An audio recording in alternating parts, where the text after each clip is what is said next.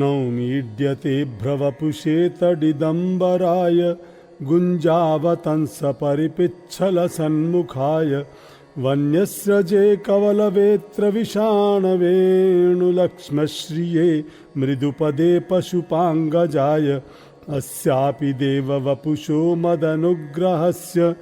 स्वेच्छामयस्य न तु भूतमयस्य कोऽपि नेशे महित्ववसितुं मनसान्तरेण साक्षात्तवैव किमुतात्मसुखानुभूतेः ज्ञाने प्रयासमुदपास्य नमन्त एव जीवन्ति सन्मुखरितां भवदीयवार्तां स्थाने स्थिताः श्रुतिगतां तनुवाङ्मनोभिः ये प्रायशो जितजितोऽप्यसितैस्त्रिलोक्यां श्रेयः श्रुतिं भक्तिमुदस्य ते विभो क्लिश्यन्ति ये केवलबोधलब्धये तेषामसौ क्लेशल एव शिष्यते नान्यद्यथा स्थूलतुषावघातिनां पुरेह भूमन् बहवोऽपि योगिनः त्वदर्पितेहा निजकर्मलब्धया विबुध्य भक्त्यैव कथोपनीतया प्रपेदिरेञ्जोच्युत ते गतिं परां तथापि भूमन् महिमा गुणस्य ते विबोद्धुमर्हत्यमलान्तरात्मभिः अविक्रियात् स्वानुभवादरूपतो ह्यनन्यबोध्यात्मतया न चान्यथा गुणात्मनस्तेऽपि गुणान् विमातुं हितावतीर्णस्य क ईशिरेस्य कालेन यैर्वा विमिताः सुकल्पैः भूपान्सवः खेमिः काद्युभासः तत्तेऽनुकम्पां सुसमीक्षमाणो भुञ्जान एवात्मकृतं विपाकं हृद्वाग्वपुर्भिर्विदधन्नमस्ते जीवेतयो मुक्तिपदे सदाय भाक् पश्येष मे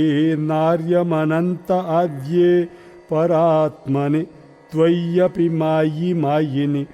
मायां वितत्येक्षितुमात्मवैभवं ह्यहं कियानैच्छमिवार्चिरग्नौ अतः क्षमस्वाच्युत मे रजो भुवो ह्यजानतस्त्वत्पृथगीशमानिनः अजावलेपान्धतमोऽन्धचक्षुषः एषोऽनुकम्प्यो मयि नाथवानिति क्वाहं तमो महदहं खचराग्निवार्भूः संवेष्टिताण्ड घटसप्तवितस्तिकायः क्वेदृग्विधा विगणिताण्डपरानुचर्या वाताध्वरोमविवरस्य च ते महित्वम् उत्क्षेपणं गर्भगतस्य पादयोः किं कल्पते मातुरधोक्षजागसे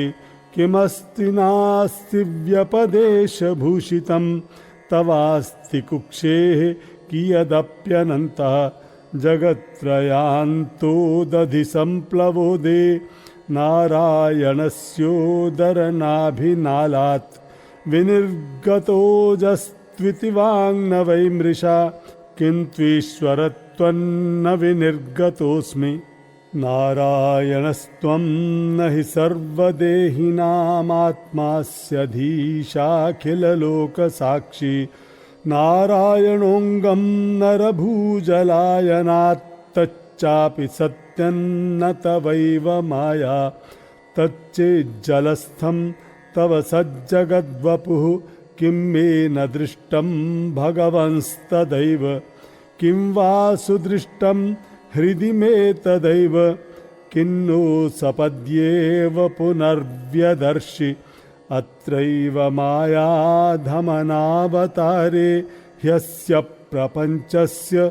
बहिः स्फुटस्य कृत्स्नस्य चान्तर्जठरे जनन्या माया त्वमेव प्रकटीकृतन्ते यस्य कुक्षाविदं सर्वं सात्मं भाति यथा तथा तत्त्वय्यपीह तत्सर्वं किमिदं मायया विना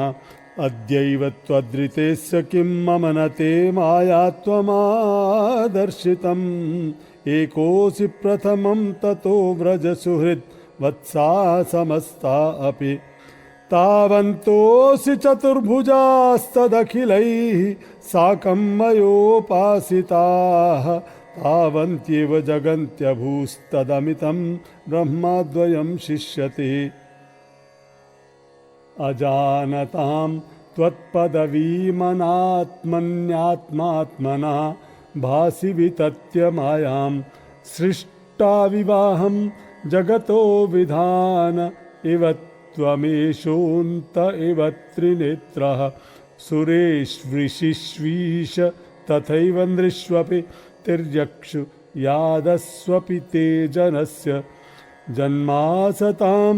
दुर्मदनिग्रहाय प्रभो विधातः सदनुग्रहाय च को वेत्ति भूमन् भगवन् परात्मन् योगेश्वरोऽतिर्भवतस्त्रिलोक्यां क्व वा कथं वा कति वा कदेति विस्तारयन् क्रीडसि योगमायां तस्मादिदं जगदशेषमसत्स्वरूपं स्वप्नाभमस्तधिषणं पुरुदुःखदुःखं त्वय्येव नित्यसुखबोधतनावनन्ते मायात उद्यदपि यत्सदिवावभाति एकस्त्वमात्मा पुरुषः पुराणः सत्यः स्वयं ज्योतिरनन्त आद्यः नित्योऽक्षरोजस्रसुखो निरञ्जनः पूर्णोऽद्वयो मुक्त उपाधितोऽमृतः एवं विधं त्वां सकलात्मनामपि स्वात्मानमात्मात्मतया विचक्षते गुर्वर्कलब्धोपनिषत्सु चक्षुषा ये ते तरन्तीव भवानृतां बुधिम् आत्मानमेवात्मतया विजानतां तेनैव जातं निखिलं प्रपञ्चितं ज्ञानेन भूयोऽपि च तत्प्रलीयते रज्ज्वामहेर्भोगभवाभवौ यथा अज्ञानसंज्ञौ भवबन्धमोक्षौ द्वौ नाम नान्यौ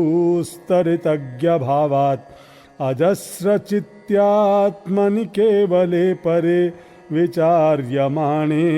तरणाविवाहनि त्वामात्मानं परं मत्वा परमात्मानमेव च आत्मा पुनर्बहिर्मृग्य अहोग्य जनताज्ञतः अन्तर्भवेनन्तभवन्तमेव ह्यतत्यजन्तो मृगयन्ति सन्तः असन्तमप्यन्त्यहिमन्तरेण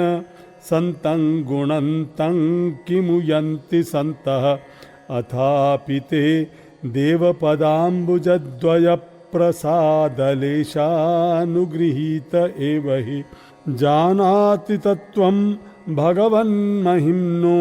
न चान्य एकोऽपि चिरं विचिन्वन् तदस्तु मे नाथ स भूरिभागो भवेत्र वान्यत्र तु वा तिरश्चां येनाहमेकोऽपि भवज्जनानां भूत्वा निषेवे तव पादपल्लवम् अहोतिधन्या व्रजगोरमण्यः स्तन्यामृतं पीतमतीव ते मुदा यासां विभो वत्सतरात्मजात्मना यत्तृप्तयेद्यापि न चालमध्वराः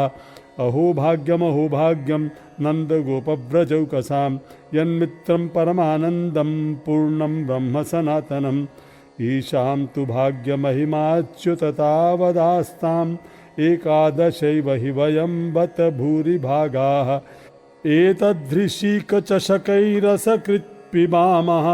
शर्वादयोऽङ्घ्र्युद्धजमध्वमृतासवं ते तद्भूरिभाग्यमिह जन्म किमप्यटव्यां यद्गोकुलेऽपि कतमाङ्घ्रिरजोऽभिषेकम् यज्जीवितं तु निखिलं भगवान् मुकुन्दस्त्वद्यापि यत्पदरजः श्रुतिमृग्यमेव ईशां घोषनिवासिनामुत भवान् किं देवरातेति नः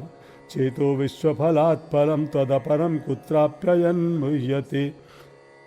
सद्वेषादिव पूतनापि सकुला त्वामेव देवा पिता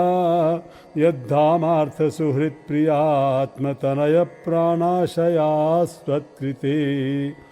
तावद्रागादय हस्तेनास्तावत् कारागृहं गृहं तावन्मोहं घृनिगडो यावत् कृष्ण न ते जनाः प्रपञ्चं निष्प्रपञ्चोऽपि विडम्बयसि भूतले प्रपन्नजनतानन्दसन्दोहं प्रथितुं प्रभो जानन्त एव जानन्तु किं बहुक्त्या न मे प्रभो मनसो वपुषो वाचो वैभवन्तव गोचरः अनुजानीहि मां कृष्ण सर्वं त्वं वेत्सि सर्वदृक् त्वमेव जगतान्नाथो जगदेतत्तवार्पितं श्रीकृष्णवृष्णिकुलपुष्करजोषदायिन् क्ष्मा निर्जरद्विजपशुदधिवृद्धिकारिन् उद्धर्मशार्वरहर क्षितिराक्षसदृग् आकल्पमार्कमर्हन् भगवन् नमस्ते। हरे कृष्ण कृष्ण कृष्ण हरे हरे हरे राम